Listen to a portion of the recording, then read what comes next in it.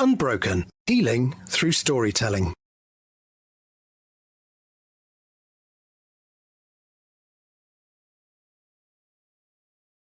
Hello and welcome to the podcast show Unbroken, Healing Through Storytelling, where I interview people that have overcome adversity but are now, they've kind of bounced forward in life, not just back, and they're making a difference to other people. Today, my guest is Mike Szynski. Let me tell you a little bit about him before we speak to him.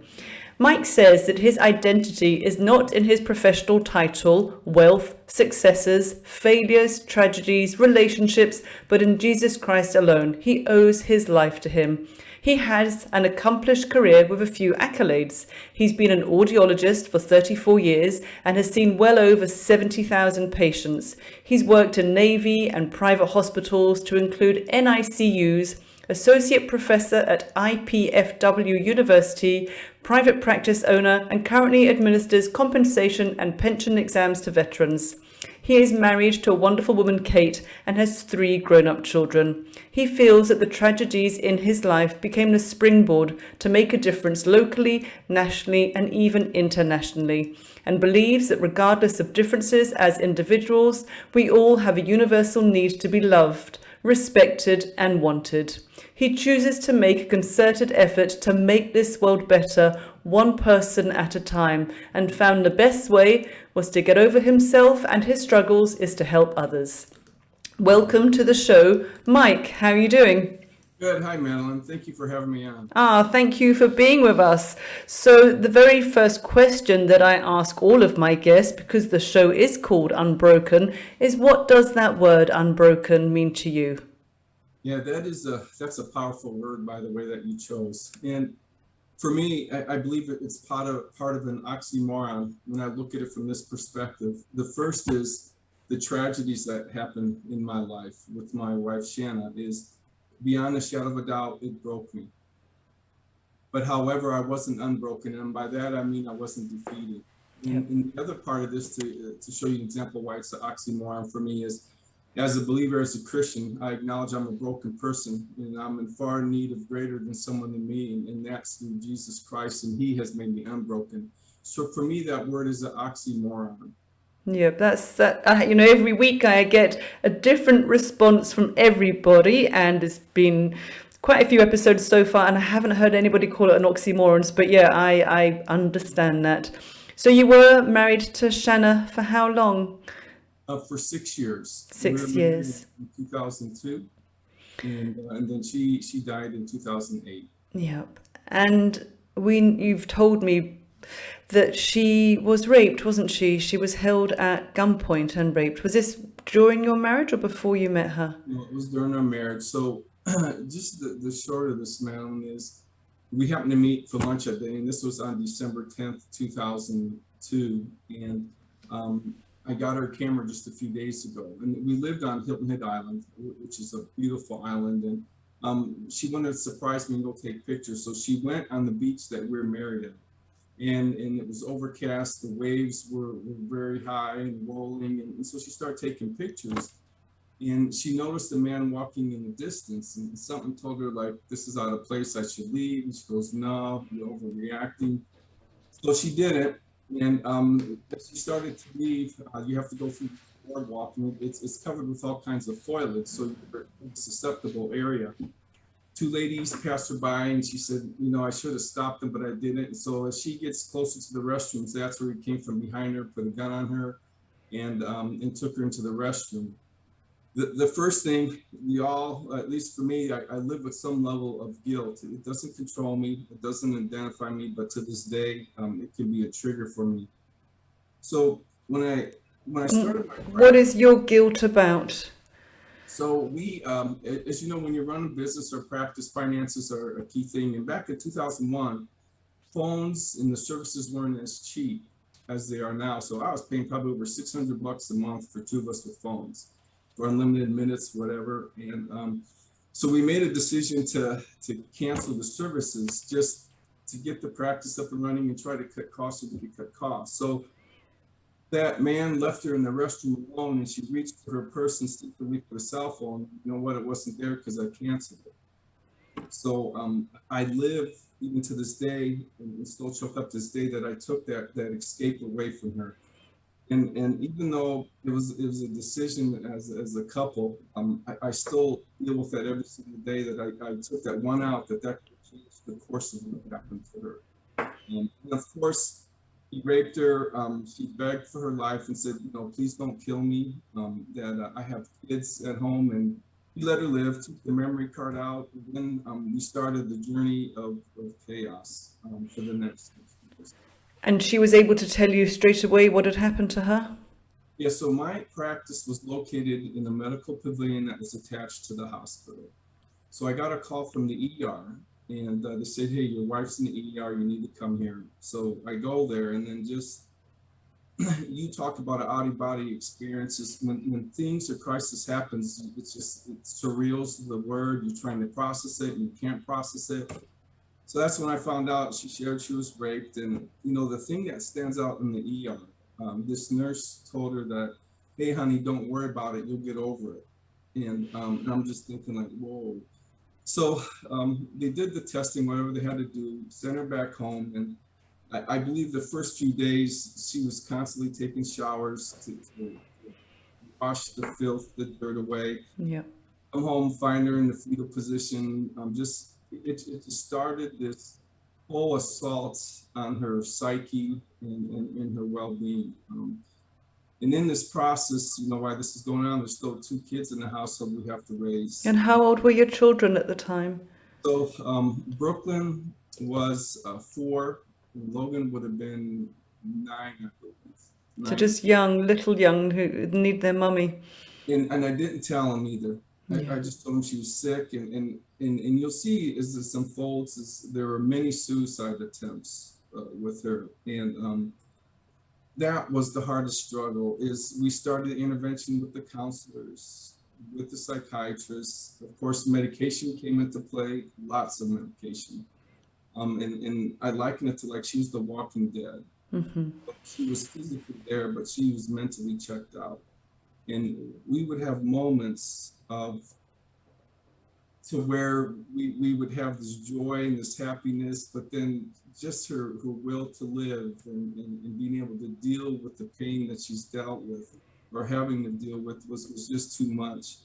The process itself, Madeline, as you are aware of, is, we had to go to the police, and ironically or interestingly, the victim advocate called me and said, hey, let me go with this instead of you, because you may be too emotionally charged, but I'm used to dealing with this. And I go, why would you go instead of me? Well, what happens with rape victims, it's more of an interrogation versus an investigation. And sure as heck is that they pretty much attacked her. Mm-hmm. So, it's shocking to hear that, isn't it? When you're most vulnerable, you really need support, and actually feels like you're interrogated. Yes, absolutely. And she was crushed. And obviously, how do I deal with this? So as a spouse, rage, anger, and, a thing today that still bothers me is that happened on my watch. This is someone I'm supposed to protect. Mm-hmm. And this happened on my watch. And I failed in that regards. And I know it wasn't a failure, but just I hold it to this day that, I was supposed to protect him. If I would have did some things different, this would have never happened. But obviously... And the therapist in me wants to ask you, what could you have done differently to prevent this? How could it possibly have been your fault? Absolutely nothing. Yeah. And it's just funny how you still carry, stuff with you just because of the tragedy that's involved with this in our journey. I tried to, for the children at home, to make this as normal of a life as possible. So I didn't necessarily keep count, but I'm willing to bet that there were probably 14 suicide attempts. A couple of them were really close, and there's obviously one that was successful. And then ER visits. We go through a McDonald's drive-through. We lived out of ERs, and we had to do the juggle act. She's in the ER. I have to run my practice. I have to take care of the kids. Like, I was used to running 100 miles an hour. Yeah. And my persona changed too. Like, I had no time for nonsense, no time for people who weren't genuine. I was just a very methodical matter of fact, because that's what I had to do to the family. And did your family or friends know about what had happened to Shanna? Yes, so the family knew, in the friends, but this was a lonely journey. On my end, it was lonely, and then for her too. And this is why. There's this thing called the tongue, and there's called gossip and ostracizing. Yeah. And then you add on it is I'm not a psychologist, but she developed all types of psychological issues. And there's the whispers, whether people in church or in the community would know she attempted suicide. And ironically, you and I can have cancer and people are going to feel sorry for me.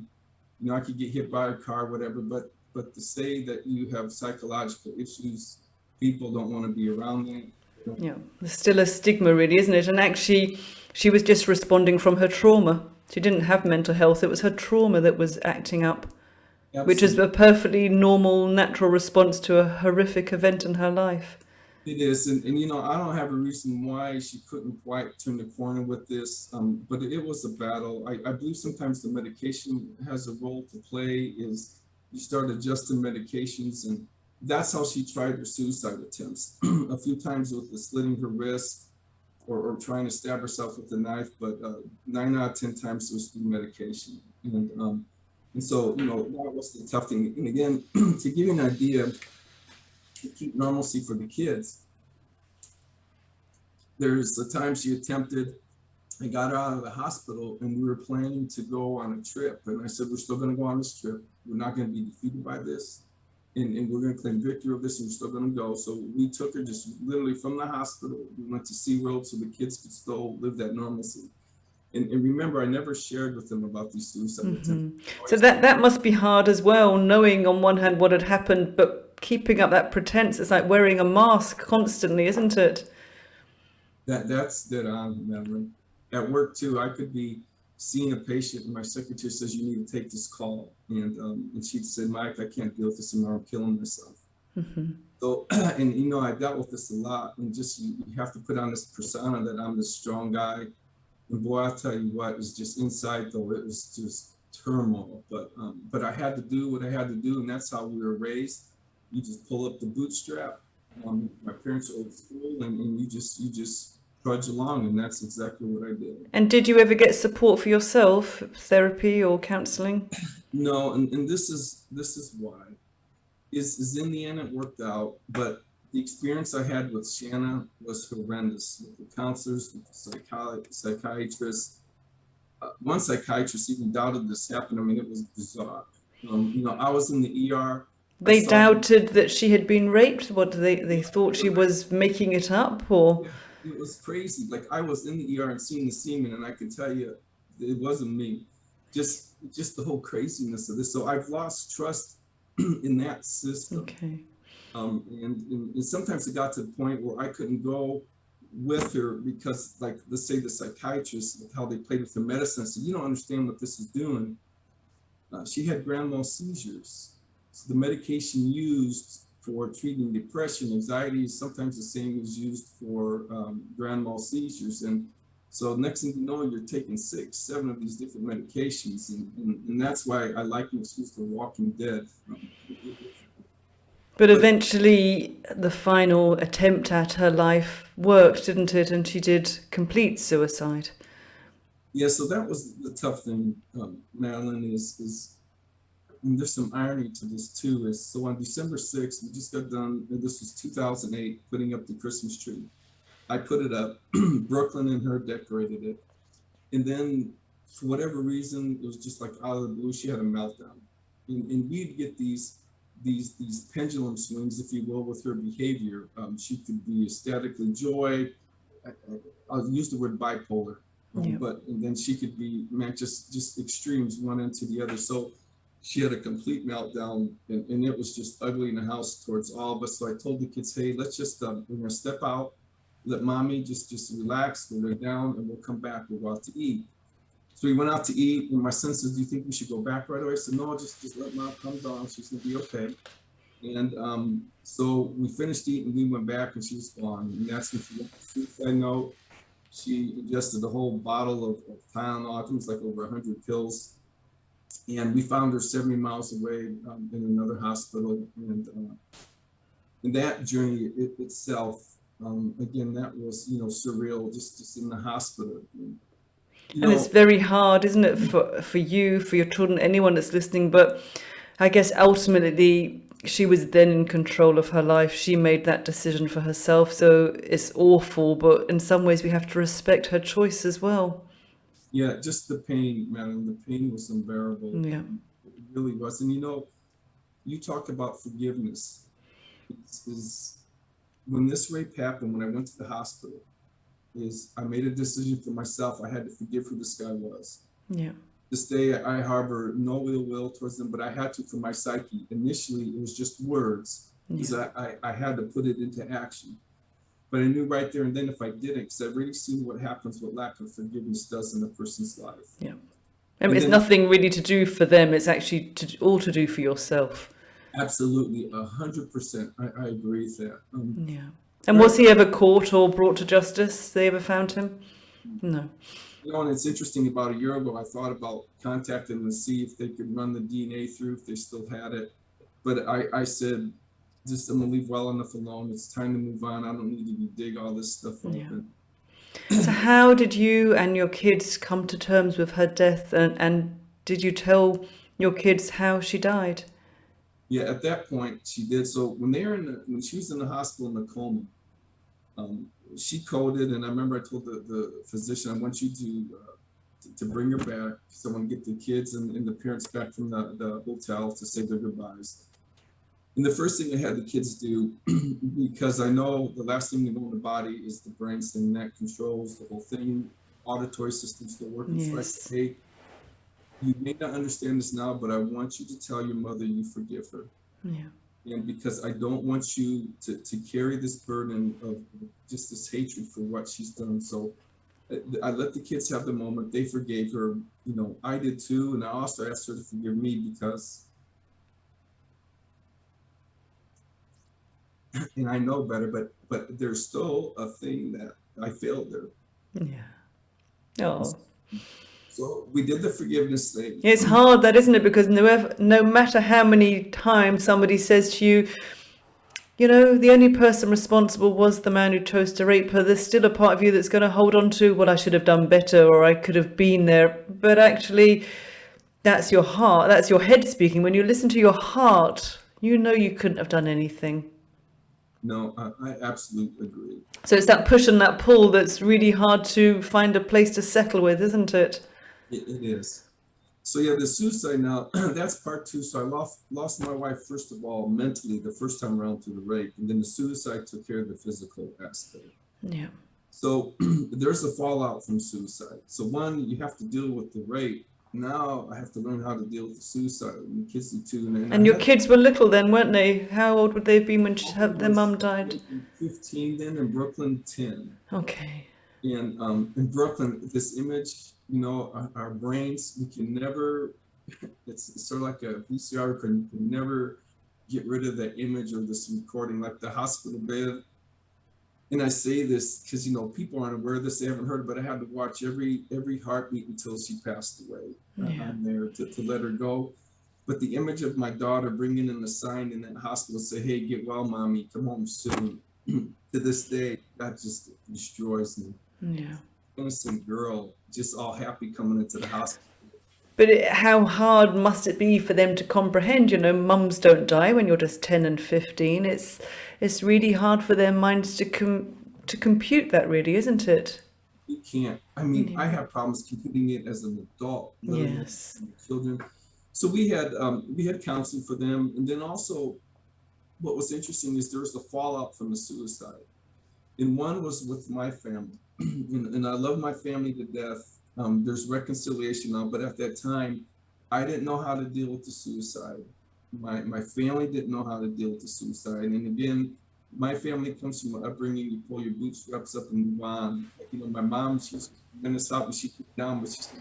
It's a bit tough, isn't it? Oh, it is, man. Tough love. Get back to work a week later, get rid of all her clothes. It's like, Mom, I can't do this. So there was a falling out. And it's not necessarily, I'm not blaming them. I'm not blaming me, because there's two sides to the story, but the suicide wreaked havoc in my family for a little bit. Mm-hmm. But I had her parents. And what was good about this is other people started coming into my life. Is there were a group of men that were in my life that said, hey, we're going to give you your space, but we're not allowing you to do anything destructive with you. Yeah. They were on me like constantly. And then in my kids, again, they were in counseling in school, and then private counselors. And there was good that has come out of this. Yeah, that's what you said to me before we've interviewed, that in all this darkness, so much goodness has come from it. And that's really what I think people need to hear, because people couldn't imagine that goodness could come from something so tragic. You're right. And, my use of the terminology is you could probably come to terms with something a little bit better than what I used of getting over myself. But it is I could go in the spiral of the self-pity. And my identity was, okay, my name is Mike Szynski, and I was married to a wife who was raped. I was married to a wife who committed suicide. And then I had to make a conscious effort to say that is not going to be my identity. Yeah. I'm going to use this for good. So that's when I started the international trips to all over the world. Nigeria, Ghana, Guatemala, Ecuador, Poland, Myanmar, China. One of my favorite stories, it's sort of like I was a little reluctant to do this with you, is I didn't know, what difference can I make? I listened to some of your speakers and I said, I don't know if this is going to help anyone. Absolutely will. I was in Nigeria with a bunch of guys, and we were sleeping in this old church, and we're supposed to go to this clinic the next day. And I couldn't sleep the whole night, and it was crazy. I was awake, but I got this vision of what I'm going to see in this HIV clinic, the people and all the stuff. And I started crying. All these guys are sleeping. I'm crying in the middle of the night. And it's like, you have a story and you're going to share it with these people. And mind you, outside of you, Nigeria, when I was in Myanmar, those are only 3 people that heard some of these details. So when I got to the HIV clinic, the AIDS clinic, it's exactly how I saw it. And I told my buddy, I'm losing my mind. I just think it's sleep deprivation, but I'm supposed to say stuff, but I don't think I'm going to say anything. I'm going to wait to see if the guy asks. So the director shows us around, and then there's dead silence, goes, hey, does someone have anything here to share? So right out the gate, I'm bawling. And so, but I stand up and I tell these people is I know what it means to be ostracized, to be isolated because you have AIDS. Mm-hmm. Your family probably turned their back on you. Your friends have turned their back on you. And I shared with my wife suicide and the stigma associated with that, and the rape and stigma associated with that, and how I was alone. Even though I'm surrounded by people, I'm still alone. And there's always this at a distance type of a love.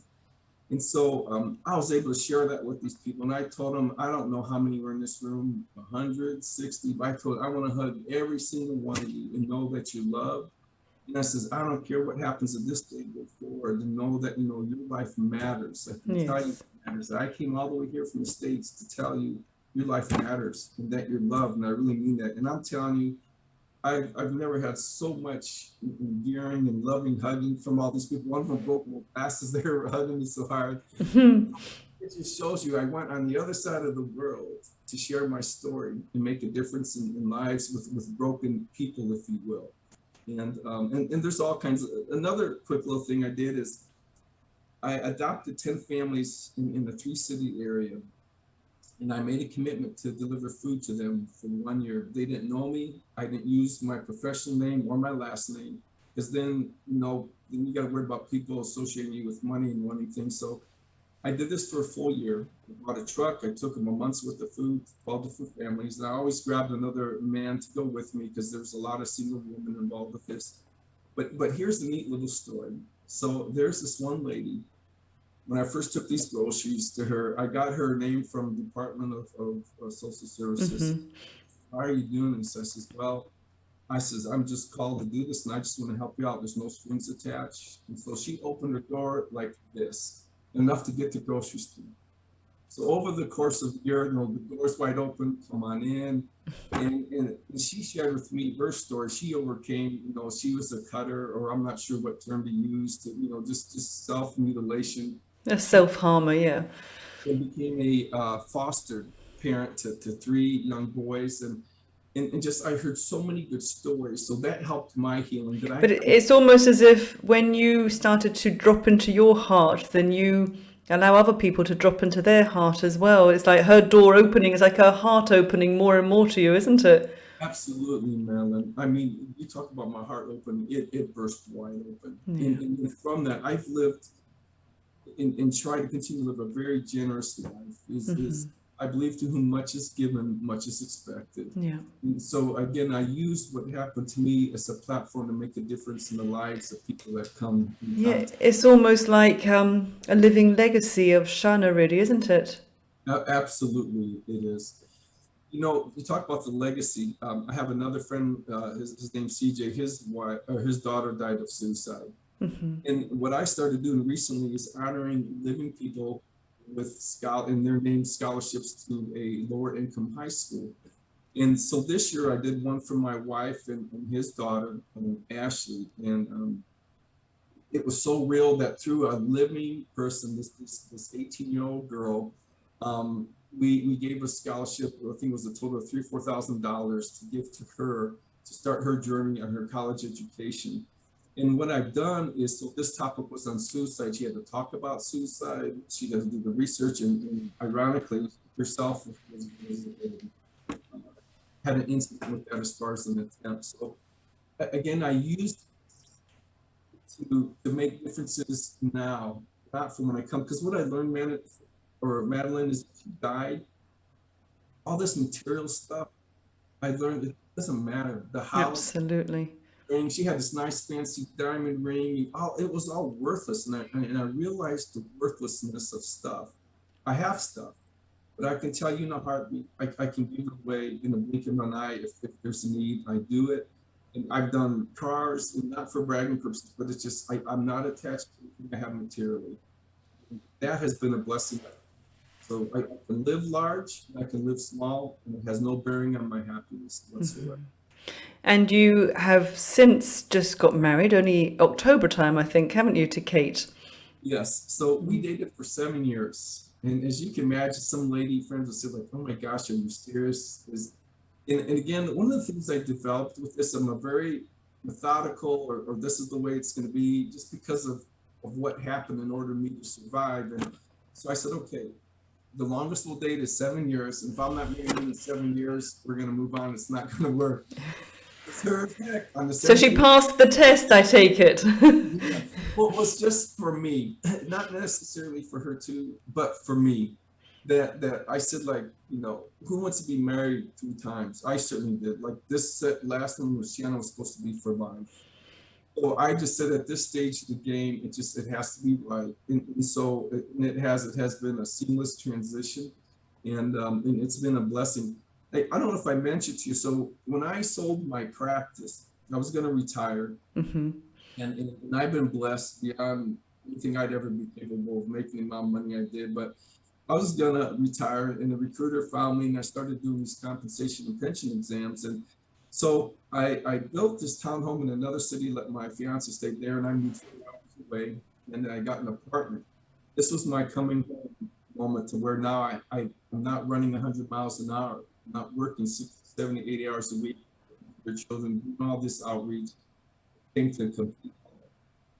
So I left this, but I got this apartment. I just got a twin bed in there, a folding chair, and that's where I lived for probably a full year. My son would come and said, no, when they break in here, they're going to feel sorry for you and go break someone else's apartment. They're going to leave you something. But it allowed me to do a retrospective. Again, I focused on my work. I managed a crisis hotline every Thursday for a full year for 2 hours. So it's really put you on a journey of just giving and generosity and being open heart. But I'm hoping you look after yourself in all of this as well. Yes, I am in a fantastic, place in life, and beyond a shadow of a doubt. And maybe my way wasn't the ideal way I went about it, but just how my life unfolded in whatever circumstances. But I've been blessed. The right people have come in my life at the right time, to say the right words, to give me the right encouragement. That has been a springboard again to allow me to move forward with this. Well, what I've learned through interviewing all these people, there is no right way. We get through grief, however we get through grief. And it often really helps with who we surround ourselves with and our mindset as well. And you clearly have good people in your team, and eventually you turned your mind around, and that's really what helped. So if anyone is listening right now, do you have any bits of advice that really helped you to really, I guess, accept the situation and overcome it? There is, and these popped out in my mind right away. And again, first of all, I have to be, because this is who I am, but my faith. Yeah. I can tell you beyond a shadow of a doubt, Madeline, that without Christ, I wouldn't be here talking to you right now. I've probably been on a destructive path. So man has failed me 100% of the time, but he is not. So that's my number one. The two is do not isolate. Yeah. You know, Hemingway said, no man's an island unto himself. You have to stay connected with people. And importantly, you have to be connected with people who are going to encourage you, who are going to be positive. Yes, the right people. Yes, that's what this is for right here, Madeline. Cut the cord and drop the negative people. The third thing is forgiveness. And there is so much truth in this, and not just in this tragedy, but in a lot of things in my life, because with forgiveness comes peace. And if you don't, you put yourself in a self-imposed prison, and you'll never realize you're the one who has the key to walk out that door. Absolutely. So forgiveness is huge. And we all have that key, don't we? I think, absolutely. I think that is a perfect place to end our interview. So Mike, I just want to thank you so much for showing us how you remained unbroken and for coming on the show. Thanks again. Hey, God bless you. And I appreciate you, Madeline. And best of luck to you in your future endeavors. You're welcome.